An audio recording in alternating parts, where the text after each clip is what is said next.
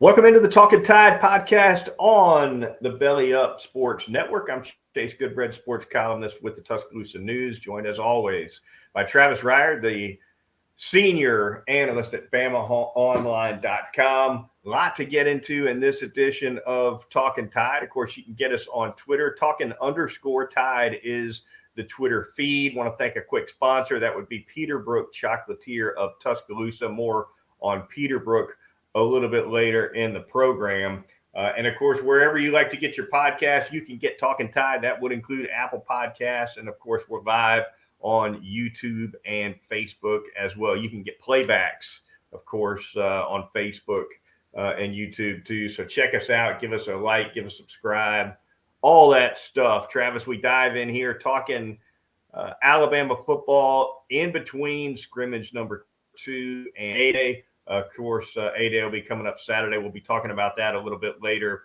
in the program. But second scrimmage now in the books was held on Saturday, Travis.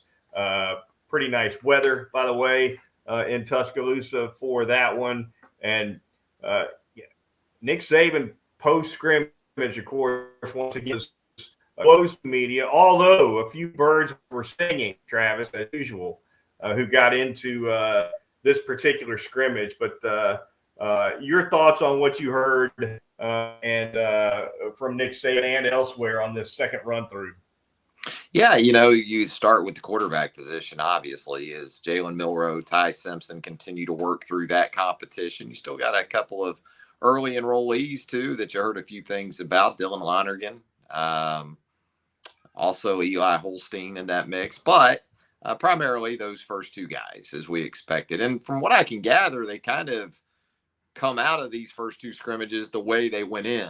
It was almost a default status going into spring with Milroe first up, followed by Ty Simpson. But from what I can gather and what I can get from Nick Saban and those bits and pieces anyway, it sounds like it's still in that sort of a scenario. Not finished by any means, but heard some good things, heard some not so good things. Heard Nick Saban allude to that where the quarterback position was concerned on Saturday at Bryant-Denny Stadium. So continued quest for consistency on a down in and down out basis. I think both those quarterbacks have shown some flashes of being the guy.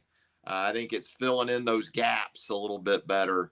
That's ultimately going to determine that situation. And then Justice Haynes, obviously, just even from Nick Saban's comments post scrimmage, that's going to be a runaway hype train. It might be. Now they've got other backs. I mean, they still have Jace McClellan, still have Roydell Williams, still have Jam Miller. So as we both know, they like to use multiple backs. But boy, it sounds like Justice Haynes is everything he was billed to be coming over from the state of Georgia.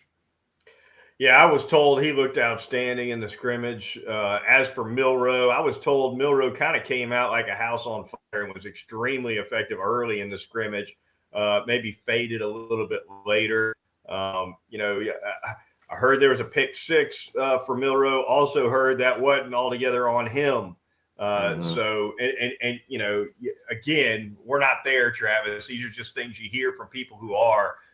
And therefore, there are things that I may have described differently had I seen with my own eyes. But those are just a few of the things that I was told. The offensive line, especially that right side with Tyler Booker and J.C. Latham, apparently looking very strong and paving the way for those aforementioned running backs. And again, Alabama, as was the case in scrimmage number 1, a little shorthanded on the defensive side of the ball, maybe not quite as much as they were a week ago, but Chris Braswell apparently still out, Travis, from what I understand. So you got to factor that into what you hear about the offensive line, right?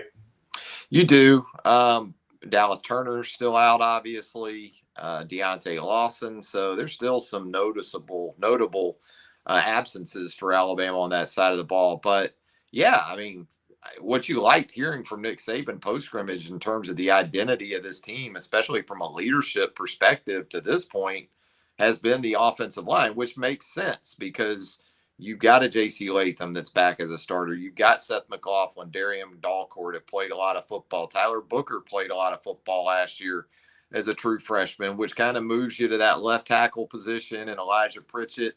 Kind of a mixed bag from what I understand. Not a big surprise with Elijah Pritchett because this guy missed time in the fall. He had that torn pec last summer in the lead up to the preseason. So you think about it, it's still in some ways for Elijah Pritchett, it's the period where you're still adapting to football at this level, while also being very much in the mix for a starting job. And so, but yeah, I thought as an extension of the offensive line, Nick talking about the running back position and the physicality, and I like that he threw Kendrick Law in there too, because Kendrick Law is first and foremost an all-around football player. He plays wide receiver, but this is a guy that you see on a lot of special teams. This is a guy who doesn't have a problem with perimeter blocking. This is a guy who doesn't have a problem with contact, yards after the catch, those type of things. So it's always good to see a guy like that get noticed, especially when we haven't talked about him as much in relation to the top 3 or 4 wide receivers to this point. Yeah, Kendrick Law, apparently a strong scrimmage for sure. Mm-hmm. Isaiah Bond, I was told, did a really nice job of getting open, but did have a couple of drops for Alabama. He'll be one to watch as well. Nick Saban mentioned that Bond overall is having a pretty good spring the other day. I don't think it was Saturday. But back quickly to the offensive line, Travis, and then we'll kind of leave that topic after that. But, we talked, in February, March, kind of leading into spring practice about the possibility of J.C. Latham making that move from the right side to the left side. We've seen it happen before with other Alabama offensive tackles. They go from right to left and then to the NFL. It's been a progression, not for all of them, but for some of them. Your thoughts? Apparently that's not happening.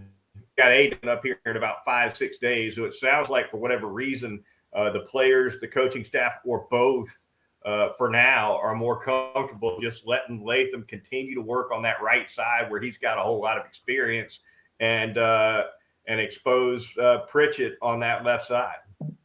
Yeah, and look, I think the foregone conclusion maybe in some corners was that Caden Proctor's coming in as a 5-star. This is a guy that physically, just when you look at Caden Proctor, you think, yeah, he's a plug and play as a true freshman. We've seen Alabama do it in the past. We can name 3, 4, 5 different guys that have done it.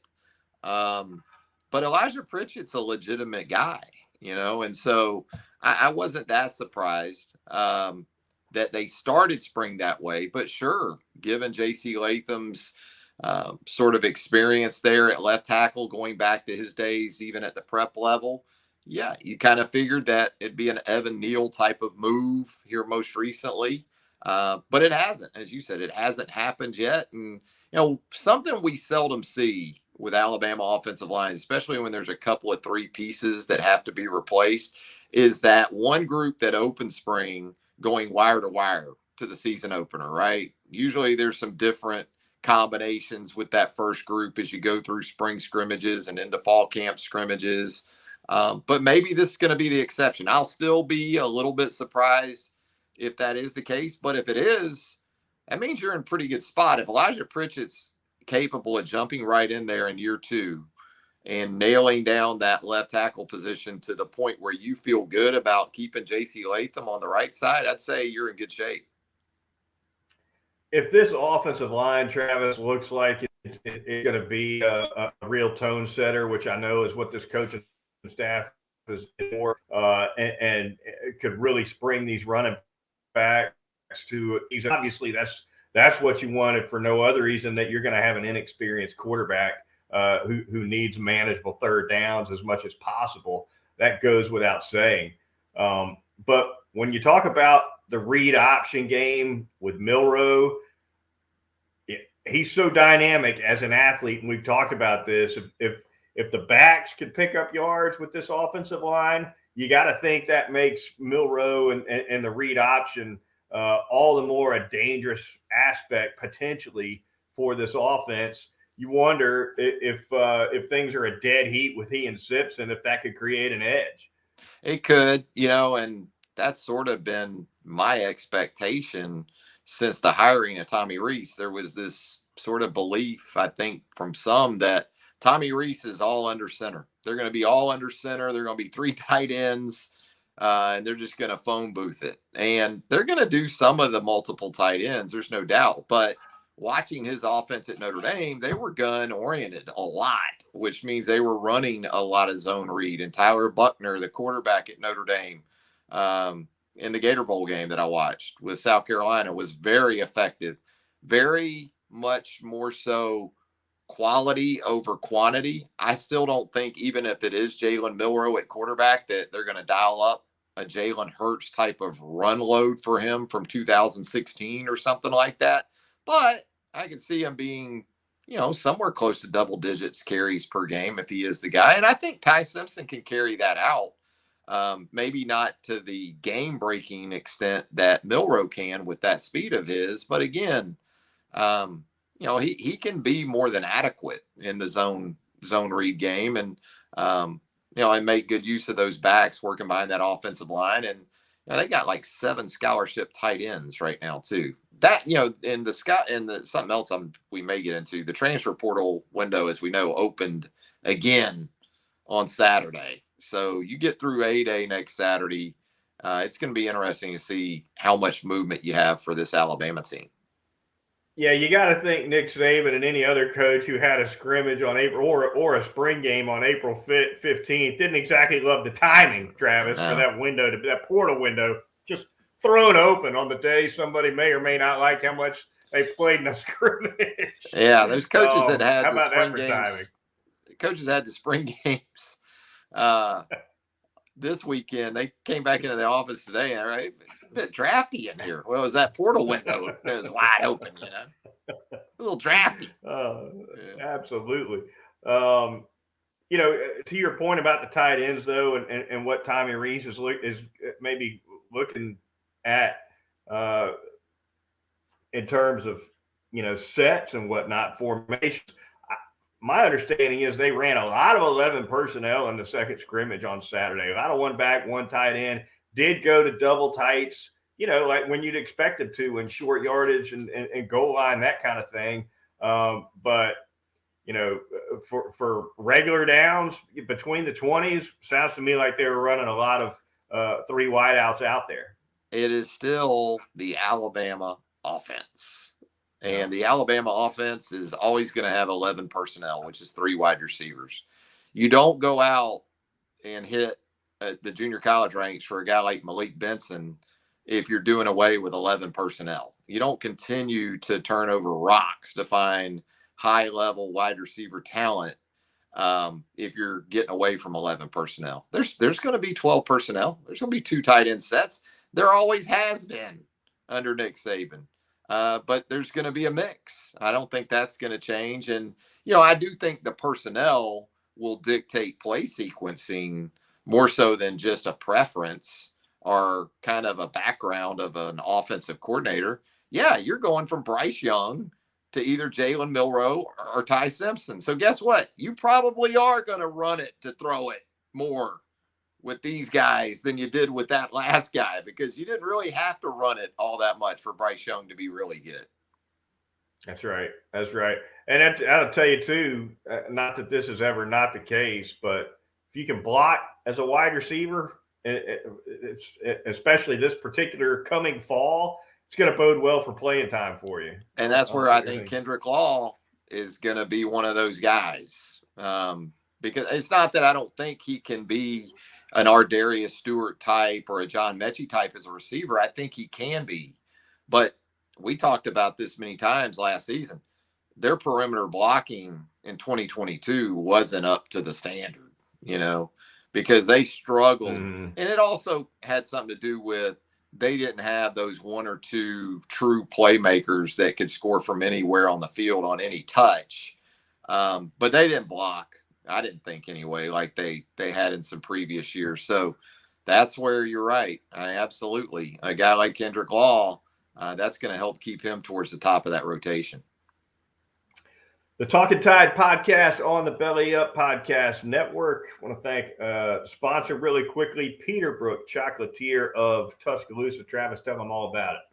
Peterbrook Chocolatier out there at 1530 McFarland Boulevard North in the Indian Hills section of Tuscaloosa. We got you through Easter. We're getting you ready for Mother's Day coming up just around the corner. And I'll tell you something else. You need to go ahead when you get a chance. It's never too early to start planning those summer events and those summer camps for the little ones, right? And the great thing about Peterbrook Chocolatier is they have those camps. But hey, if you're a grown up, you're an adult, and you want to go to camp or you want to form a camp, you can do that. Give them a call at 205-752-0211. Talk to Caitlin and the outstanding staff there at Peterbrook Chocolatier. They'll get you set up with your summer camp reservations. Never too early for that. At Peterbrook Chocolatier, 1530 McFarland Boulevard North in the Indian Hills section of Tuscaloosa. All right, the Talkin Tide podcast on the Belly Up podcast network. I'll get that out here in just a second. Travis, going to look ahead quickly to A-Day here. Reset on that. It's going to be kicking off at 2 p.m. on Saturday. Free admission as always. It'll be televised again, just like last year, Travis, on SEC Network Plus. Going to be some boomers throwing that remote across the room, Travis, trying to get this streaming going. You know, on Saturday. There will be. You're right, and the thing like is, us. I mean, pretty much. I know I'm hardcore ESPN Plus these days because I like that pro golf, and with that ESPN Plus, every week on the PGA Tour, I can pretty much fire that baby up at like 8 or 7 on a Thursday, starting on Thursdays, and I can have the golf on all day long. But yeah, I mean, with the college baseball, you watch, Alabama baseball in there, Alabama softball in there, spring games, and that's pretty much where they're sending you now. I think you had Georgia on ESPN2, and that's going to be it for the SEC teams, on sort of cable or Dish or YouTube TV, whatever you have. So whether you like it or not, you're headed to the strain.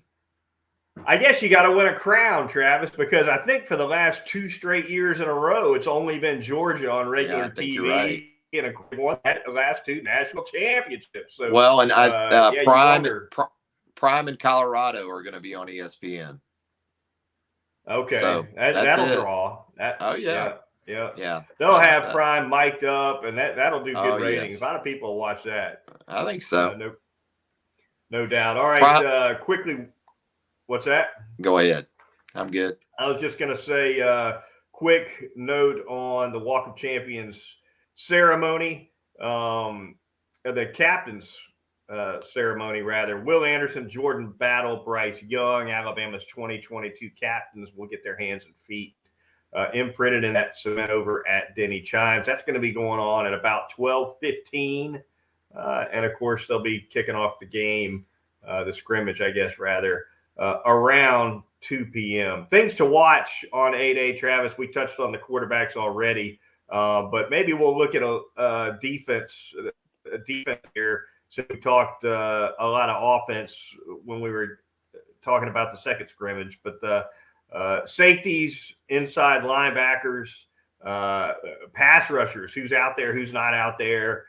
Just 3 things off the top of my head defensively anyway that'll definitely be worth watching.